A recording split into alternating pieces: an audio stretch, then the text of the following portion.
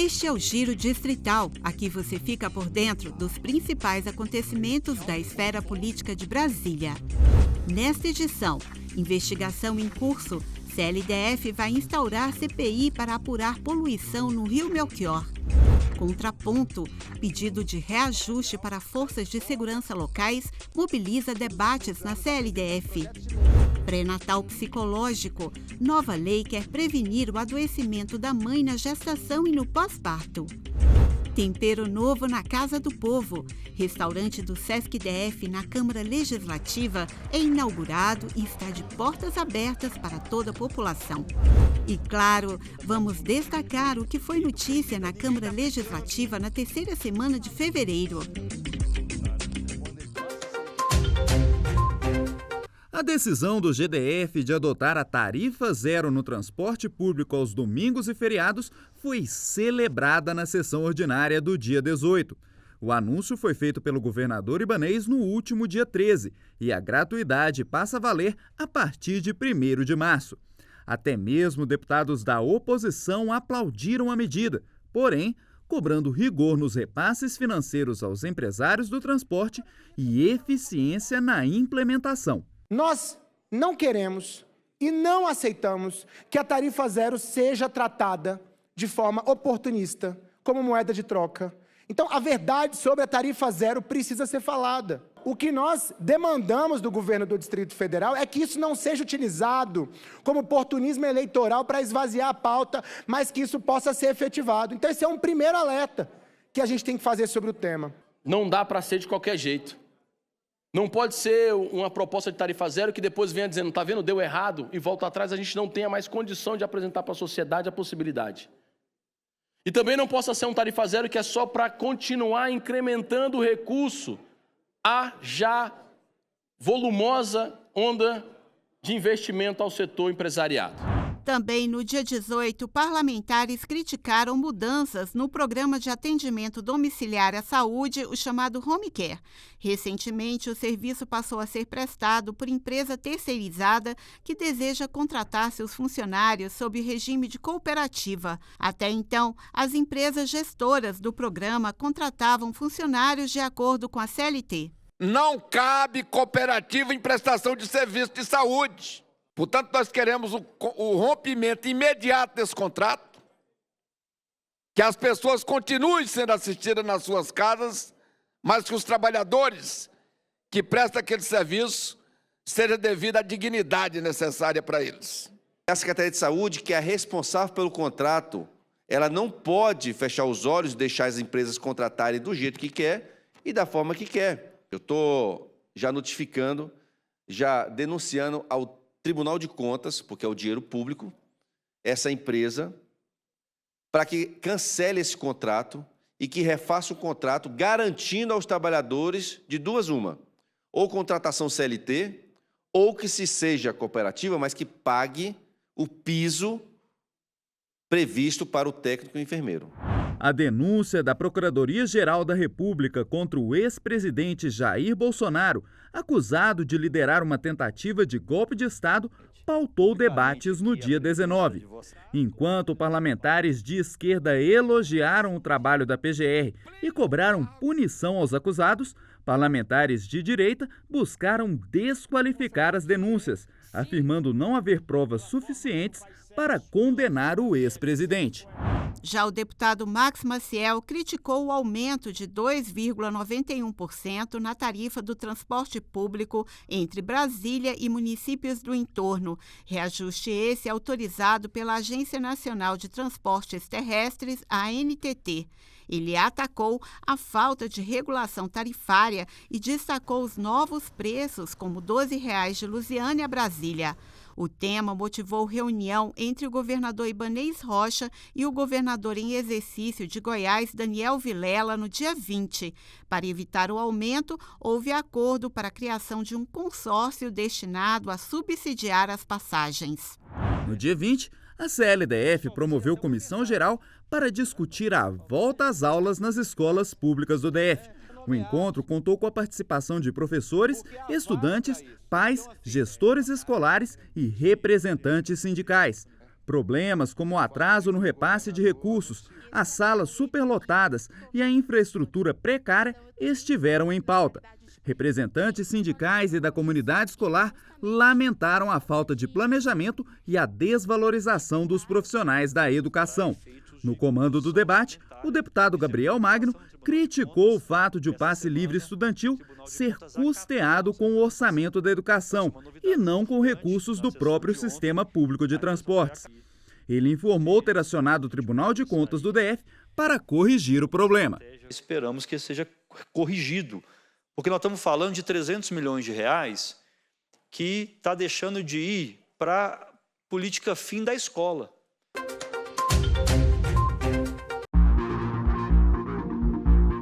Está confirmado. A CPI do Rio Melchior será instaurada na Câmara Legislativa. O anúncio foi feito na sessão ordinária do último dia 18, após acordo do Colégio de Líderes. A nova comissão parlamentar de inquérito buscará apontar quem são os responsáveis pela poluição do rio, que corta as regiões de Ceilândia, Taguatinga e Samambaia. O alto nível de degradação ambiental explica a decisão dos líderes partidários de priorizar a CPI do Rio Melchior, em meio a outros processos de investigação parlamentar. Mesmo abastecendo 1,3 milhão de pessoas, o Melchior chegou ao grau 4 de poluição, o nível mais alto previsto na legislação brasileira. Um problema que vem se agravando e chamando a atenção dos parlamentares. Nos últimos 2 anos, a contaminação das águas do Melchior pautou diversos debates na CLDF, com comissões gerais e audiências públicas especialmente convocadas para discutir o problema. Parte desses debates foi liderado pela deputada Paula Belmonte, autora do pedido de instauração da CPI.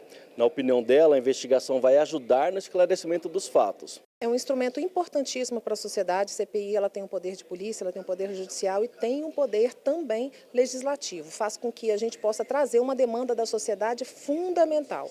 A questão da poluição do Rio Melchior, nós estamos acompanhando desde 2019, quando eu era deputada federal, e a gente sabe que a situação cada vez piora. Então, a nossa intenção é mostrar para o Distrito Federal que essa região está toda contaminada, os lençóis freáticos também estão contaminados e que nós precisamos ter uma parceria com o governo do Distrito Federal, junto com a Câmara Legislativa e a sociedade civil, para que a gente possa trazer sustentabilidade para a nossa cidade. Para a oposição, a CPI também vai servir para debater a situação dos recursos hídricos aqui no DF. Ela é importante porque, além do objeto do Rio Melchior especificamente, do processo de poluição do Rio Melchior, de uma falta de atenção do poder público, não só com o rio, mas com todo o entorno do rio, do ponto de vista ambiental, do ponto de vista do desenvolvimento urbano da cidade, do impacto negativo que a poluição do Rio Melchior tem trazido para aquela região, abre também um escopo fundamental do debate, que é a questão hídrica do Distrito Federal.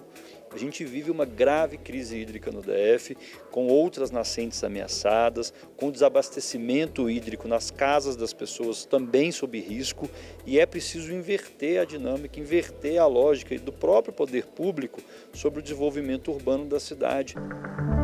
Com poder de investigação próprio de autoridades judiciais, a CPI do Rio Melchior poderá realizar diligências, ouvir indiciados, inquirir testemunhas e tomar depoimentos de autoridades, além de requisitar informações, documentos e serviços do governo. A partir da data da primeira reunião, o colegiado terá 180 dias, prorrogáveis por até 3 meses, para concluir suas investigações. Os trabalhos serão conduzidos por 4 deputados, que serão escolhidos obedecendo à proporcionalidade entre as bancadas partidárias da Câmara Legislativa. O pedido de indicação desses nomes foi publicado no dia 18, abrindo prazo de até 5 dias para que cada bancada apresente seu representante.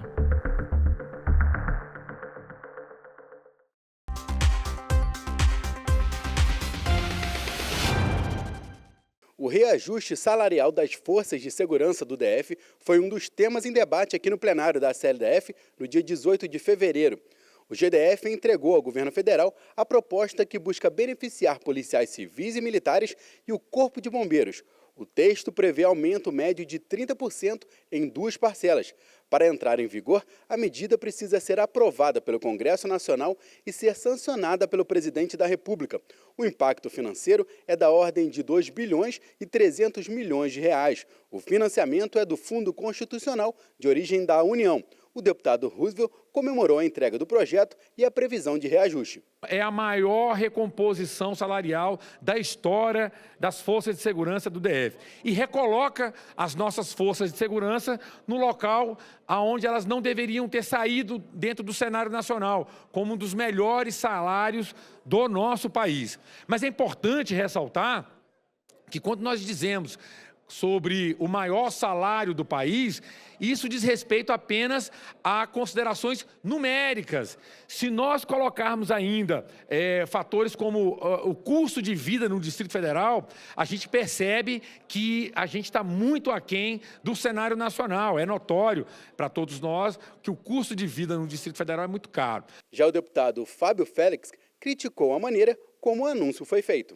Não dá para a gente brincar com nenhuma categoria do serviço público e jogar para a galera. Aumento, ele tem que ser dado por quem tem a caneta na mão para dar o aumento. Jogar para a galera e anunciar um aumento sem que tenha havido a devida pactuação, só tem uma consequência. A consequência é que quem sai perdendo é a categoria. É evidente que só quem pode mandar o projeto de lei, a medida provisória, para o aumento dos policiais civis e militares no DF, é o presidente da República, não é o governador Ibanez Rocha. Se o governador estiver bem intencionado com o aumento das forças de segurança, ele precisa conversar com o presidente da República. E não fazer um ato público antes de conversar com o presidente da República. Porque se esse aumento não sair, é porque a articulação política não foi feita da forma correta. É porque colocaram o carro na frente dos bois. É porque não dialogaram. E sabe quem sai perdendo? Quem sai perdendo é a categoria.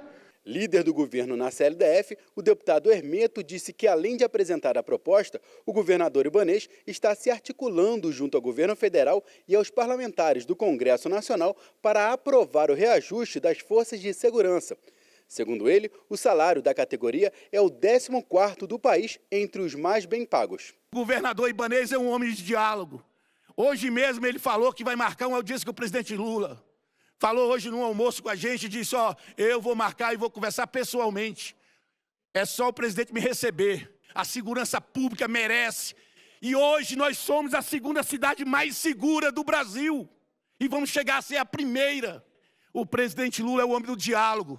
Ele jamais vai trabalhar, vai fazer qualquer coisa para retaliar o Distrito Federal. Ainda mais que for na área da segurança pública. O governador Ibanez vai para o diálogo. Somos todos democratas, por isso o reajuste, a recomposição terá o apoio do governo federal e da bancada federal do Distrito Federal.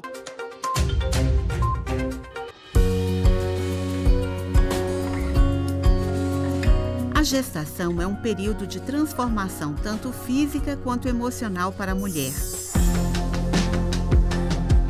Carmen, com 37 semanas de gravidez, espera sua 2ª filha e está se preparando para o parto e pós-parto com a prática de exercícios que ajudam a fortalecer o corpo e dão mais conforto e bem-estar. A mobilidade melhora muito, dor na lombar, ciático, ânimo, disposição. Ainda mais conforme a gestação vai avançando, eu acho que a tendência é você ficar mais cansada e eu acho que a atividade física ela diminui esse cansaço. Os exercícios são benéficos também porque são feitos em grupo com a orientação de uma professora. Acho que a gente traz muitas angústias da gestação, de como vai ser, da ansiedade.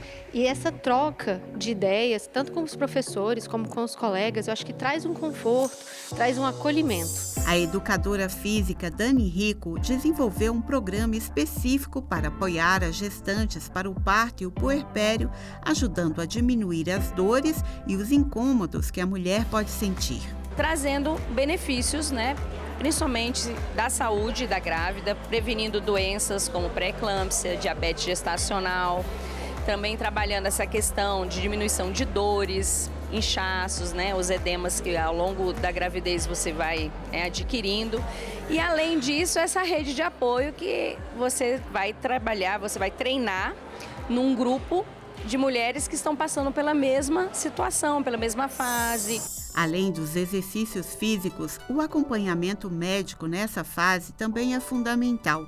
Mas o pré-natal precisa ir além dos exames tradicionais. O atendimento psicológico pode fazer toda a diferença para a qualidade de vida da gestante. Pensando na saúde mental materna, a Câmara Legislativa aprovou a lei de autoria do deputado distrital João Cardoso, que cria o programa pré-natal psicológico na rede pública de saúde do DF.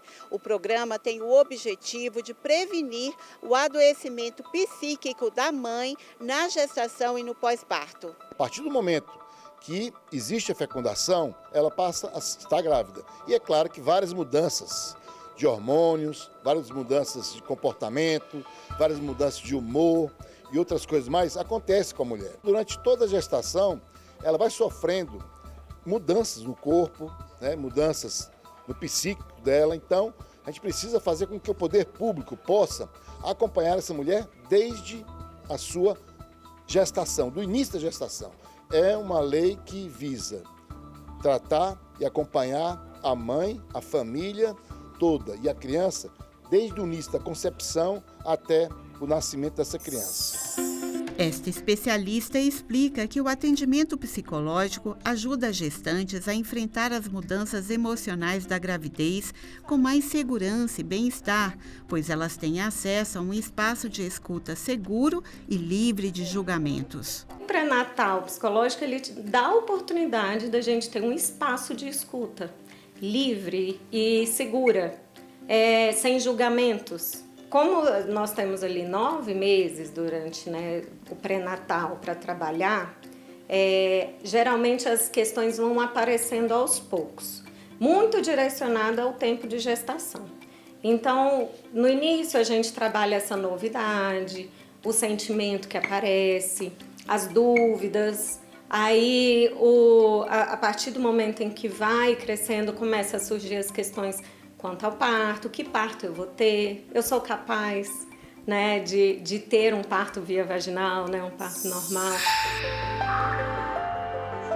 O que é vivido na gestação também pode fazer toda a diferença na fase do puerpério após o nascimento do bebê. A psicóloga esclarece que esse período costuma ser desafiador para a mulher quando novas dúvidas surgem diante das dificuldades que podem aparecer durante o aleitamento materno. Hoje se fala tanto da importância de amamentar, do leite materno e tal, e isso é uma cobrança tão grande, só que ninguém vê o lado difícil da amamentação. E a gente que está ali como psicóloga acompanhando cada processo, a gente consegue trabalhar isso. Só de ter esse apoio, esse suporte, isso acalenta, isso acolhe.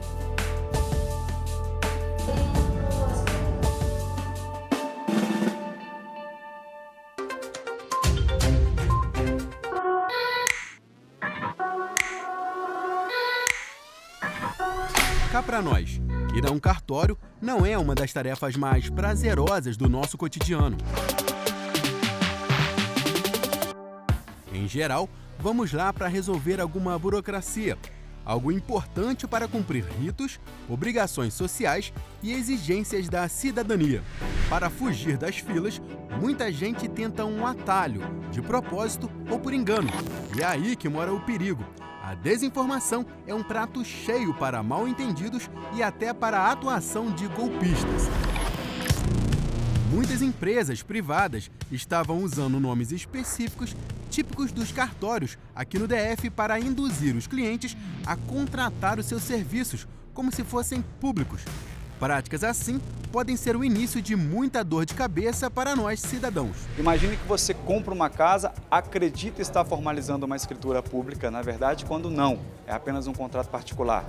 E a gente sabe que na lei, quem não registra a escritura, o título aquisitivo no cartório de registro de imóveis, não se torna proprietário de um bem. Então imagina, você assina um contrato, mas na verdade não tem a propriedade desse bem. Então, quais são as consequências disso para toda a população? Para colocar fim a esse tipo de problema, o deputado distrital Roosevelt é autor de uma lei já em vigor que proíbe as empresas privadas de usarem termos específicos dos serviços prestados pelos cartórios. São expressões como serventia extrajudicial, protesto e notificação extrajudicial. O objetivo da nossa lei é inibir golpes, ou seja, induzir as pessoas que de boa fé procuram cartórios, e essas empresas elas têm denominações que confundem, que levam as pessoas a entender que está se tratando de um cartório. E, na verdade, não é um cartório, não tem nenhum tipo de garantia. Este tabelião explica um dos motivos pelos quais os cartórios têm exclusividade e legitimidade em relação a determinados serviços públicos. Os cartórios do Distrito Federal têm a fiscalização anual do Tribunal de Justiça do Distrito Federal. Então, ou seja, além de tudo que a gente presta do serviço público a toda a população, nós temos ainda a fiscalização do Tribunal de Justiça, o que não acontece numa empresa privada, porque na empresa privada, quem fiscaliza é o próprio dono, é o próprio administrador. E para quem ainda tem dúvida se algum estabelecimento é de fato um cartório registrado na Justiça, o site do Tribunal de Justiça do DF Territórios tem uma página específica com a lista de todos os cartórios legalmente registrados.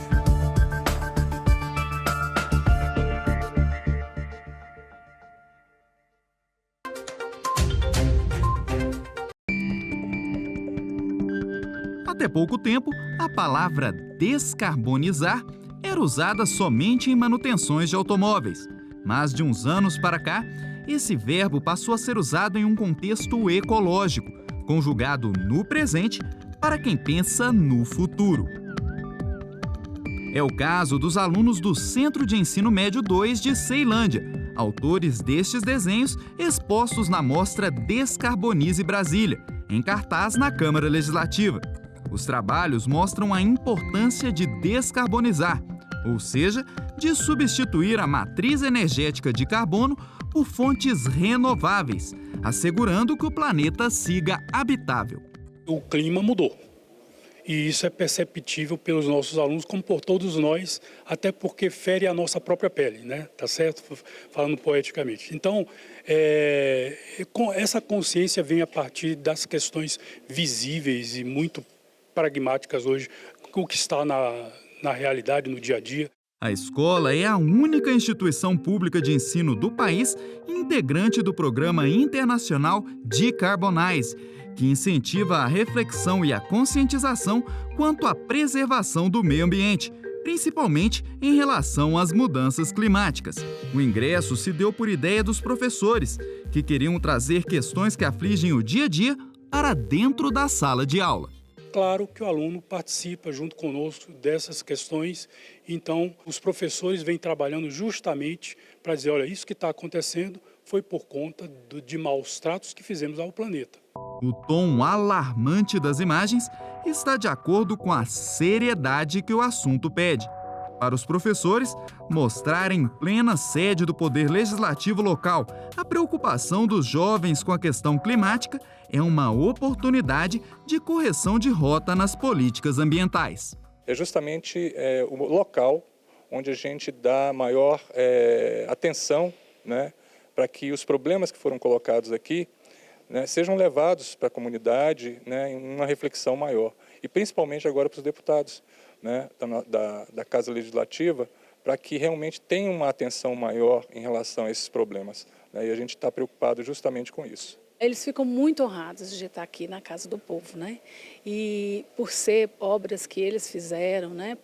Pelos debates da professora Delviene, então eles ficam muito felizes e sabendo que está engajado nesse projeto, né? De reflexão, de conscientização das questões climáticas.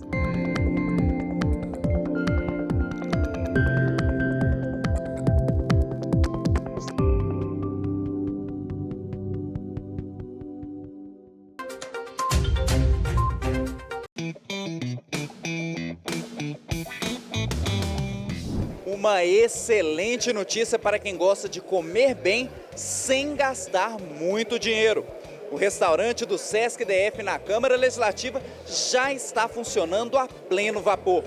Aberto a servidores e ao público geral, ele fica localizado na Praça do Servidor e funciona de segunda a sexta-feira, das 7 da manhã às 7 da noite. Aqui você encontrará café da manhã, lanches e almoço com buffet por quilo.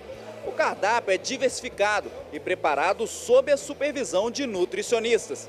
E tudo isso a um preço acessível. A inauguração ocorreu no último dia 21, em solenidade que contou com a presença do presidente da CLDF, o deputado Wellington Luiz, e de outras autoridades. A unidade da Câmara Legislativa é o primeiro restaurante do SESC-DF construído fora das dependências da instituição. Uma iniciativa possibilitada após a assinatura de um acordo de cooperação técnica no ano passado. Para o presidente da CLDF, a parceria é um ganho para a Câmara e também para a população. Eu diria que é um dos mais importantes legados que a nossa legislatura deixa. Então, isso já consta do projeto original, então são muitos e muitos anos. É uma necessidade dos nossos servidores, dos nossos parlamentares e inclusive daquelas pessoas que estão aqui ao nosso redor. Então, a Câmara, a FEComércio e o SESC demonstram a sua sensibilidade com essas pessoas e agora dão mais uma opção extremamente importante e que todo mundo gosta, que é o restaurante do SESC. O discurso do presidente é endossado pelos demais parlamentares. Vários deles estiveram presentes na inauguração para celebrar a parceria com o SESC. Que é a Casa do Povo. A Casa do Povo, muitas das vezes as pessoas vêm para cá, participam das comissões, participam do plenário, os servidores, nós parlamentares, e nós não tínhamos esse espaço que é importante. Então, hoje a gente faz essa entrega, o nosso presidente que pilotou esse projeto, era um projeto inicial dele, então assim, a gente está muito feliz e a intenção é receber cada vez mais e bem a população do Distrito Federal. Digo que é um grande legado que esta Câmara, principalmente a mesa diretora, deixa para as futuras gerações de servidores, de deputados que ocuparão esta casa. Agora a gente tem uma estrutura muito boa, com comida extraordinária, com culinária extraordinária. A parceria também foi celebrada pelo presidente do Sistema FEComércio e pelo diretor regional do SESC. Aqui é onde circulam pessoas de todos os níveis da sociedade. E as pessoas mais humildes, quando vêm aqui, elas não têm muitas vezes condições de se alimentarem, porque às vezes a comida aqui é cara. E o SESC agora vai proporcionar uma comida com preço barato, de qualidade, para que todas as pessoas que venham aqui, de qualquer nível social, possam estar se alimentando bem. São cerca de 8 mil CNPJs dentro da base do Sistema FEComércio. Então a gente espera atender todos esses comerciários, todos os frequentadores da Câmara, os deputados, enfim, essas pessoas que constroem o dia a dia da nossa cidade. Essas pessoas que constroem o dia a dia do Distrito Federal. O SESC poder contribuir com essa parceria é algo imensurável, é de um prazer imenso.